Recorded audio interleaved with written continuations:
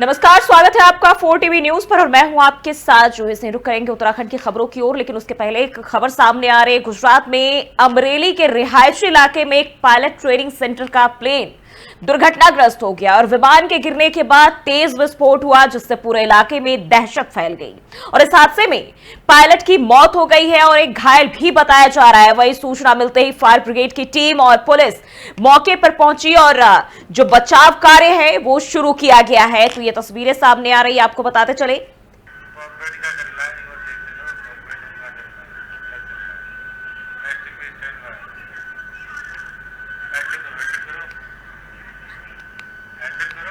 तो ये जानकारी आपको बताते चले अनुराग, ये जो जानकारी सामने आ रही है,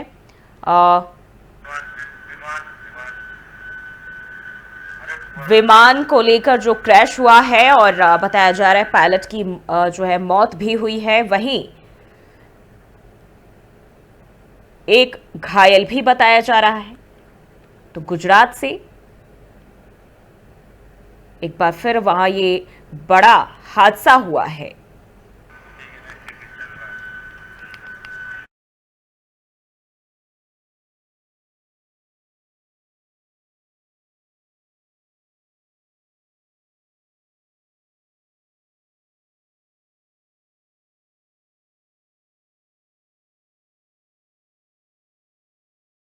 और बढ़ते हैं आगे, देहरादून में मुख्यमंत्री पुष्कर सिंह धामी ने इंजीनियरिंग संस्थानों के विकास को लेकर समीक्षा बैठक की अध्यक्षता की और इस बैठक में सीएम धामी ने गुणवत्तापूर्ण तकनीकी शिक्षा सुनिश्चित करने पर जोर दिया। साथ ही साथ इस दौरान मौजूद अधिकारियों को जरूरी निर्देश भी मुख्यमंत्री ने दिए हैं। तो सीएम धामी ने समीक्षा बैठक की और शिक्षा को लेकर खास तौर पर मुख्यमंत्री ने जोर दिया है।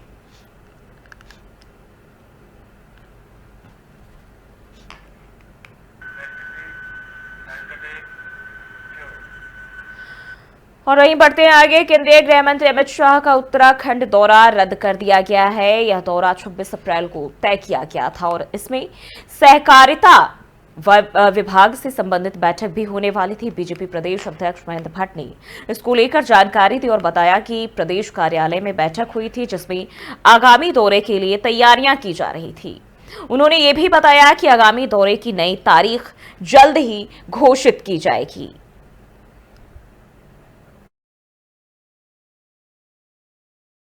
जब भी दोबारा दौरा सुनिश्चित, आज हमने उनके दौरे के समय बैठक बुलाई थी।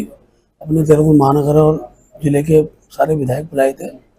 उसके लिए हमने अपनी टोली तैयार कर दी थी, लेकिन अभी जैसी कार्यक्रम की स्थगित की सूचना आई, हमने कार्यक्रम फिलहाल स्थगित हो गया। जब भी दोबारा दौरा सुनिश्चित, आज हमने उनके दौरे के समय बैठक बुलाई थी। अपने देहरादून महानगर बढ़ते हैं आगे, चारधाम यात्रा से पहले आपदा प्रबंधन को लेकर बड़ी बैठक देहरादून में आयोजित की गई। बैठक में 24 अप्रैल को होने वाली मॉक ड्रिल को लेकर विस्तार से चर्चा की गई है और इस मॉक ड्रिल का आयोजन 7 जिलों के 15 क्षेत्रों में किया जाएगा, जहां भूकंप, भूस्खलन, अतिवृष्टि और बादल फटने जैसी आपदाओं से निपटने का अभ्यास होगा। बैठक में नेशनल डिजास्टर मैनेजमेंट अथॉरिटी और Uttarakhand state disaster management authority के शीर्ष अधिकारी जो है वो मौजूद रहे। एनडीएमए के सदस्य सैयद अता हसनैन ने कहा कि चारधाम यात्रा केंद्रीय गृह मंत्रालय की प्राथमिकता में है। यात्रियों की सुरक्षा और सुविधा के लिए यह मॉक ड्रिल बेहद अहम है। वहीं उत्तराखंड आपदा प्रबंधन के सचिव विनोद सुमन ने बताया कि सभी संबंधित विभागों और जिलों के साथ टेबल टॉप एक्सरसाइज की जा रही है ताकि किसी भी आपदा की स्थिति में सभी विभागों के बीच समन्वय बना रहे। हर साल के तरह चारधाम यात्रा शुरू होने वाली है और आपको मालूम है कि उत्तराखंड की ये मेन यात्रा यही है। एक बहुत जबरदस्त इवेंट होता है ये, जिसमें तकरीबन 50 से 60 लाख लोग इसके अंदर आते हैं, पूरे देश से बाहर आते हैं और उस विचार से आते हैं कि यहाँ आकर मत्था टेक कर चार धामों में और वापस सुरक्षित जाएं। कि चारधाम यात्रा उत्तराखंड के लिए बहुत ही महत्वपूर्ण आयोजन होता है। माननीय मुख्यमंत्री जी द्वारा लगातार विभागों के साथ, जिलाधिकारियों के साथ और संबंधित अधिकारियों के साथ बैठक की जा रही है। अब तक कई बार बैठकें हो गई हैं उसी के क्रम में एनडीएमए के सहयोग से आज यहाँ पर मॉक ड्रिल का आयोजन किया जा रहा है। इसमें यात्रा के दौरान किस किस प्रकार की आपदा आ सकती है, किस तरह से हम उसको हैंडल करते हैं, अब तक हमारे क्या अनुभव रहे हैं, कहाँ पे हम सफल रहे हैं, कहाँ पे असफल हुए हैं, जहाँ पे असफल हुए हैं क्यों असफल हुए हैं और उसका क्या कारण है, उसका एनालिसिस कर रहे हैं। और इसके बाद जब आपदा कभी आती है तो रिस्पांस हम कैसे करें कि हम सफलतापूर्वक उसको देख सकें। देखिए, हर साल के तरह चार धाम यात्रा और वहीं 30 अप्रैल से चार धाम यात्रा शुरू होने जा रही है और इसी को ध्यान में रखते हुए विकास नगर प्रशासन भी पूरी तरह तैयार है। हरबर्टपुर अंतर्राज्यीय बस अड्डे पर यात्रियों के ठहरने और सुविधाओं के लिए प्रशासन ने मुकम्मल इंतजाम किए हैं। आपको बता दें कि हरबर्टपुर से ही यमुनोत्री और गंगोत्री धाम की यात्रा की जाती है और इसलिए यहां पर यात्रियों की भारी भीड़ रहने की संभावना है। तहसील प्रशासन ने यात्रियों को किसी तरह की परेशानी ना हो, इसके लिए स्थानीय स्तर पर व्यवस्थाओं को अंतिम रूप दे दिया है।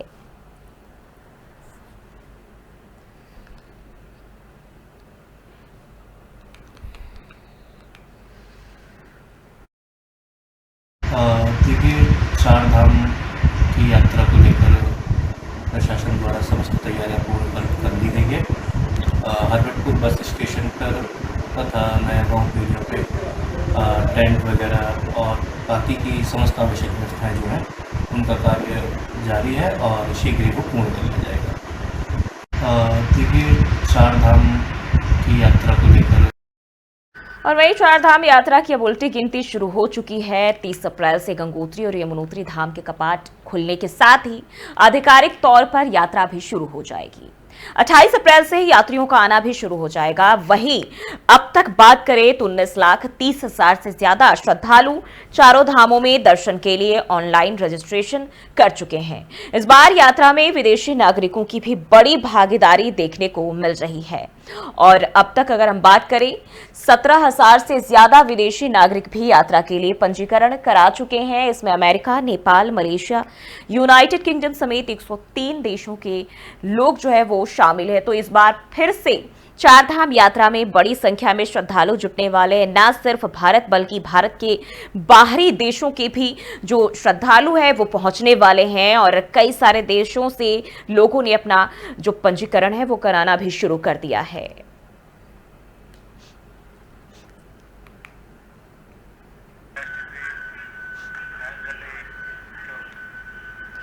और बढ़ते हैं आगे। ऋषिकेश, मुनि की रेती और लक्ष्मण झूला जैसे इलाकों में इन दिनों ट्रैफिक का बुरा हाल है और हम आपको तस्वीरें दिखाने जा रहे हैं जो जाम की नहीं बल्कि सरकारी व्यवस्थाओं की नाकामी की तस्वीरें हैं। हजारों की संख्या में टूरिस्ट यहां पहुंच रहे हैं लेकिन सड़कों की हालत वैसी की वैसी है और संकड़ी सड़कें, सीमित पार्किंग, साथ ही साथ अतिक्रमण, ये सब मिलकर इस खूबसूरत टूरिस्ट डेस्टिनेशन को परेशानी का केंद्र बना रहे हैं। जिन सड़कों की क्षमता 10,000 वाहनों की है वहां 80,000 से ज्यादा वाहन चल रहे हैं। सरकार व्यवस्थाएं सुधारने की जगह मित्र पुलिस पर ठिकरा फोड़ रही है जो इस भीषण गर्मी में ट्रैफिक को कंट्रोल करने में जुटी हुई है। पर्यटकों को घंटों जाम में फंसना पड़ रहा है, पार्किंग तक नसीब नहीं हो रही है और इसका खामियाजा सिर्फ जनता को भुगतना पड़ता है। पूर्व मुख्यमंत्री हरीश रावत ने भी इसको लेकर सोशल मीडिया पर ट्रैफिक जाम की जो तस्वीर है उसको शेयर किया है और साथ ही साथ सरकार को भी उन्होंने घेरा है।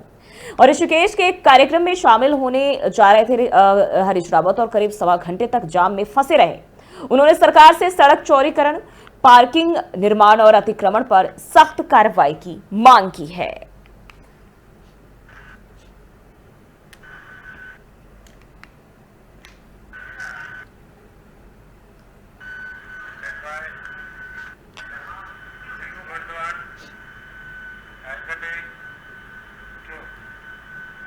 और बढ़ते आगे, उत्तराखंड में 30 अप्रैल से शुरू हो रही चार धाम यात्रा को लेकर प्रदेश सरकार तैयारियों के अंतिम चरण में है। सरकार का दावा है कि तीर्थयात्रियों को हर संभव सुविधा उपलब्ध कराई जाएगी, लेकिन सरकार के इन दावों पर अब कांग्रेस ने सवाल खड़े करने जो है वो शुरू कर दिए हैं। नेता प्रतिपक्ष यशपाल आर्य का कहना है कि सरकार हर साल बड़े बड़े दावे करती है लेकिन जमीन पर हालात कुछ और होते हैं। यशपाल आर्य ने आरोप लगाया है कि चार धाम यात्रा में देश विदेश से लाखों की तादाद में श्रद्धालु पहुंचते हैं, लेकिन उन्हें सुविधाओं की भारी कमी का सामना करना पड़ता है। उन्होंने कहा कि सरकार को रणनीति के तहत व्यवस्था करनी चाहिए, लेकिन स्थिति यह है कि कई यात्री दर्शन किए बिना ही वापस लौट जाते हैं।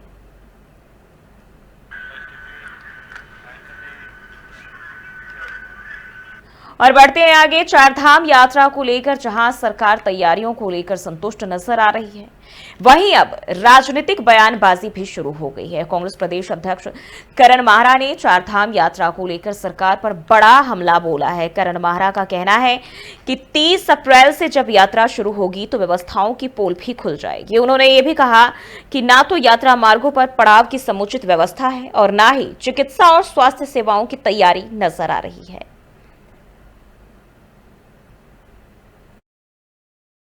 कोई व्यवस्था नहीं है, शुरू होने दीजिए, पता चल जाएगा। डॉक्टर्स की स्थिति वहाँ व्यवस्था की गई है नहीं की गई है, पड़ाव में कितने लोगों के रहने की व्यवस्था है, पानी की, पार्किंग की क्या व्यवस्था कर रखी है, रूट्स किस तरीके से बना रखे। पिछले बार आपने देखा होगा कई ऐसी जगहें हैं जहाँ होम स्टेज बने, वहाँ को पुलिस ने लोगों को जाने ही नहीं दिया, होम स्टे भी खाली रहे और अव्यवस्था भी रही। तो ये सब चीज़ें हैं, उस पर कितना सरकार का ध्यान। दूसरा, आंकड़ों पे हमको नहीं जाना, हमको ये देखना कि मेरे उत्तराखंड को क्या मिला है। सरकार इस बात पे पीठ ठोक रही है कि 60 लाख आ रहे, 70 लाख आ रहे, आप व्यवस्था कर रहे हैं। वो यहाँ की तारीफ करते हुए लौटे कि अच्छी व्यवस्थाएं थी, हमको खुशी हुई। अगर आदमी निराश होकर परेशान होकर ये कहे आपके वीडियो के सामने, कैमरे के सामने कि साहब मैं तो 4 साल की मेहनत से कुछ पैसा बचा के आया था और 2 पड़ाव में ही मेरा पैसा खत्म हो गया, क्योंकि हम एक दिन के हिसाब से आए थे, हमको 4-4 दिन एक एक पड़ाव में रुकना पड़ रहा है, तो वो आदमी नाराज होके जाता है, तो वो अपने यहाँ जाके भी वही बातें करता है। कोई व्यवस्था नहीं है, शुरू होने दीजिए, पता चल जाएगा। और वहीं चार धाम यात्रा से पहले रोड सेफ्टी इंतजामों को लेकर कांग्रेस ने सरकार पर सवाल खड़े कर दिए हैं। प्रदेश उपाध्यक्ष सूर्यकांत धस्माना ने कहा है कि 30 अप्रैल से चार धाम यात्रा शुरू होने जा रही है, लेकिन राज्य में सड़क सुरक्षा के इंतजाम बेहद कमजोर है। धस्माना ने आंकड़ों के जरिए सरकार पर निशाना साधते हुए कहा कि साल 2024 में ओवर स्पीड और रैश ड्राइविंग की वजह से 983 लोगों की मौत हुई है। उन्होंने कहा कि हर साल सड़क हादसों में मरने वालों का ग्राफ बढ़ता ही जा रहा है, लेकिन सरकार केवल आंकड़े गिनाने में लगी है। कांग्रेस की मांग है कि चार धाम यात्रा शुरू होने से पहले सरकार सभी जरूरी सेफ्टी अरेंजमेंट्स करे, जिससे कि तीर्थ यात्री सुरक्षित यात्रा कर सके और सुरक्षित वापस लौट सके। तो चार धाम यात्रा पर अब सवाल जवाब कांग्रेस और बीजेपी के बीच जो है वो जारी है एक बार फिर से, और कांग्रेस व्यवस्थाओं को लेकर सवाल उठा रही है।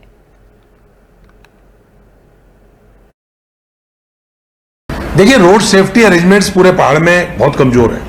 अभी अप्रैल का महीना चल रहा है, 20 अप्रैल है, और 275 लोग अपनी जान गंवा चुके हैं राज्य में रोड एक्सीडेंट्स में अब तक। पिछले साल 983 लोगों ने जान गंवाई।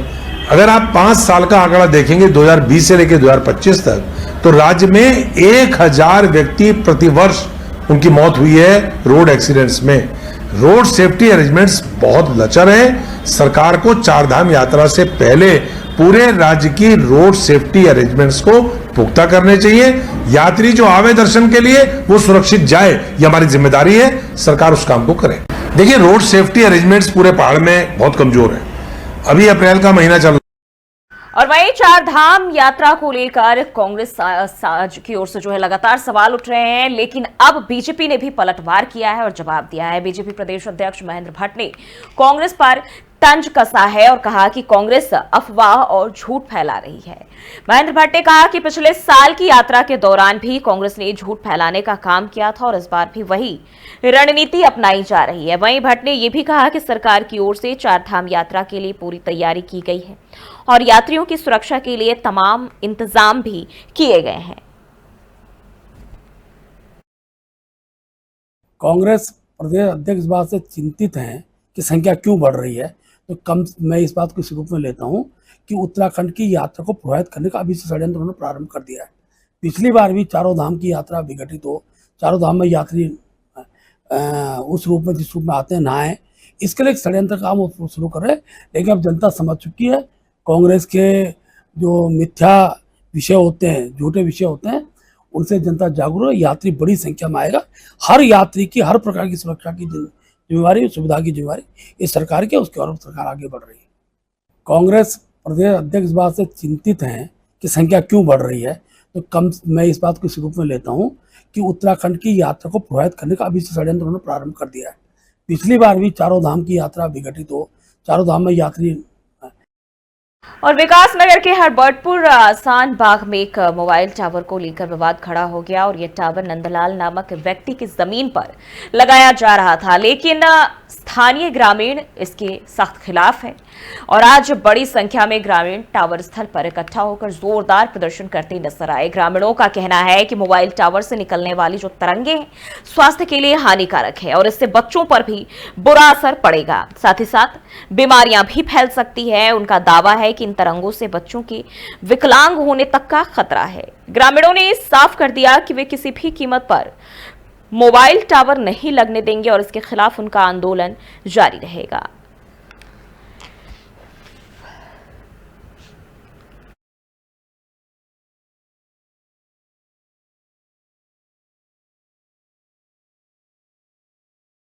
और वहीं उत्तराखंड के रामनगर विधानसभा क्षेत्र के मालधन गोपाल नगर में शराब की दुकान खोले जाने को लेकर स्थानीय लोगों में भारी आक्रोश देखने को मिला। लोगों ने इस फैसले का कड़ा विरोध किया और साथ ही साथ एसडीएम को इसको लेकर ज्ञापन भी सौंपा। साथ ही साथ 2 मई तक का अल्टीमेटम दिया है कि समाधान नहीं होने पर फिर 3 मई से चक्का जाम की चेतावनी दी गई है। गांव की महिलाओं और अभिभावकों का कहना है कि यह इलाका अनुसूचित जाति बहुल है, जहां पहले ही नशाखोरी चरम पर है और अब शराब दुकान खुलने से स्थिति और भी ज्यादा बिगड़ रही है। ग्रामीणों ने आरोप लगाया कि दुकान हाथी टगर के लिए जो है वो स्वीकृत की गई थी, लेकिन लाभ कमाने के लालच में गोपाल नगर में खोल दी गई, जिससे बच्चे और छात्र तक शराब खरीद रहे हैं। और इसके साथ ही ग्रामीणों ने मालधन सामुदायिक स्वास्थ्य केंद्र में डॉक्टरों और सुविधाओं की कमी को लेकर भी चिंता जताई है और उन्होंने मांग की है कि सर्जन, रेडियोलॉजिस्ट और अन्य मेडिकल स्टाफ की नियुक्ति की जाए। एक्सरे और अल्ट्रासाउंड की सुविधा भी चालू किए जाए। ये हमने मालधन गोपाल नगर नंबर 6 में जो शराब की दुकान खुली है, हम उसके विरोध में यहाँ आए हैं। ये महिला शक्ति जो आई है यहाँ पर इसी शराब की दुकान को बंद करवाने के लिए, हमारा धामी सरकार से ये अनुरोध है, ये पुरजोर अनुरोध है कि आप अगर हमें देना चाहते हैं, हमारे गांव में देना चाहते हैं कोई स्वास्थ्य शिक्षा संबंधी कुछ ऐसा दीजिए जिससे कि हमारे आने वाले बच्चे, हमारे बच्चों का भविष्य सुनिश्चित हो सके। और ये मालधन चौक में शराब की दुकान को लगाना खुली हुई है, उसके बीच में हमने सेल्स इंस्पेक्टर और पुलिस विभाग के साथ में वहाँ पर मैंने भी किया था, लोगों की भावनाओं को भी समझा है। और उसमें आप लोगों का हरिनगर क्षेत्र में किस नाम से आउटरीच है मालधन चौक में, तो उसको वहीं पर शिफ्ट होना चाहिए, यहाँ पर गलत जगह पर खोल दिया। इस संबंध में हमने आबकारी इंस्पेक्टर को कार्रवाई करने के निर्देश भी दिए हुए हैं और उसकी यथोचित उसको चेक करने की, अगर वो गलत जगह पर है तो उसको शिफ्ट करने। रुड़की शहर में एक बार फिर बाइक सवार बदमाशों का आतंक देखने को मिला है। बदमाशों ने दिन दहाड़े 2 महिलाओं को निशाना बनाते हुए उनके मोबाइल फोन और पर्स लूट लिए हैं। ये दोनों घटनाएं गंगनहर कोतवाली क्षेत्र में अलग अलग जगहों पर अंजाम दी गई। लुटेरों की यह करतूत आसपास लगे सीसीटीवी कैमरों में कैद हो गई है, जिससे पुलिस को जांच में मदद मिलने की उम्मीद है। बता दें कि पहली घटना उस समय की है जब एक महिला बाजार से घर लौट रही थी और तभी पीछे से तेज रफ्तार आई बाइक पर सवार 2 युवक महिला का पर्स और मोबाइल झपटकर फरार हो गए। वहीं दूसरी घटना कुछ ही घंटों बाद एक अन्य इलाके में हुई, जहां एक और महिला को बदमाशों ने अपना शिकार बनाया। दोनों मामलों में बदमाशों की कार्यप्रणाली एक जैसी ही रही, चेहरे ढके हुए, तेज रफ्तार बाइक और अचानक वारदात को अंजाम देकर फिर मौके से फरार हो जाना। इन घटनाओं के बाद से शहर में दहशत का माहौल है। स्थानीय लोगों ने सुरक्षा व्यवस्था पर सवाल खड़े किए। वहीं पुलिस महकमे में भी इन वारदातों से हड़कंप मचा हुआ है। पुलिस का कहना है कि जल्द ही आरोपियों को गिरफ्तार कर लिया जाएगा। फिलहाल पीड़ित महिलाओं के बयान भी दर्ज किए जा चुके हैं और मामले की जांच तेज कर दी गई है। पकड़ में आने के बाद चीजें क्लियर हुई और जिस हिसाब से टप्पेबाजी की काफी महीना पहले भी घटनाएं हुई, उसमें वही लोग पकड़ में आए। वो लोग जो पकड़े गए उनका यही कहना था कि नशे के लिए या अपनी छोटी मोटी जरूरतों को पूरा करने के लिए वो लोग ऐसा काम कर रहे हैं। कोई ऐसा गैंग तो नहीं ओवरऑल रुड़की में है, तो एक दो लोग अगर ऐसा कुछ कृत्यों में लिप्त हैं तो उनके खिलाफ हम कार्रवाई करेंगे।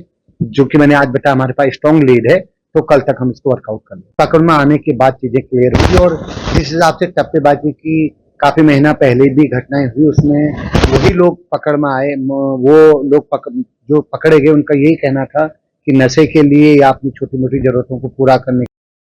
और पहाड़ों की रानी मसूरी इन दिनों सीवरेज की गंभीर समस्या से जूझ रही है। शहर के कई इलाकों में सीवरेज चैम्बर ओवरफ्लो हो रहे हैं और वहीं कई जगहों पर सीवरेज लाइनें भी क्षतिग्रस्त हो चुकी है और इस कारण से गंदा पानी सड़कों पर बहते हुए लोगों के घरों तक पहुंच रहा है। गंदगी और बदबू के कारण स्थानीय लोग जो है वो परेशान हैं। वहीं गर्मी के मौसम में बीमारियों के फैलने का भी खतरा बढ़ गया है। स्थानीय निवासी मोहन पेटवाल और जय गोपाल गर्ग ने इसको लेकर बताया कि मसूरी के अलग अलग क्षेत्रों में बहता हुआ सीवरेज अब आम लोगों की समस्या और आम समस्या बन चुकी है। गंदा पानी सड़कों पर बहते हुए लोगों के घरों में जा रहा है, जिससे उनका जीना मुहाल हो गया है। उन्होंने संबंधित विभागों, गढ़वाल जल संरक्षण संस्थान और जल निगम पर लापरवाही का आरोप लगाया है और कहा कि अधिकारी इस ओर कोई ध्यान नहीं दे रहे हैं, जिससे लोगों में भारी आक्रोश है।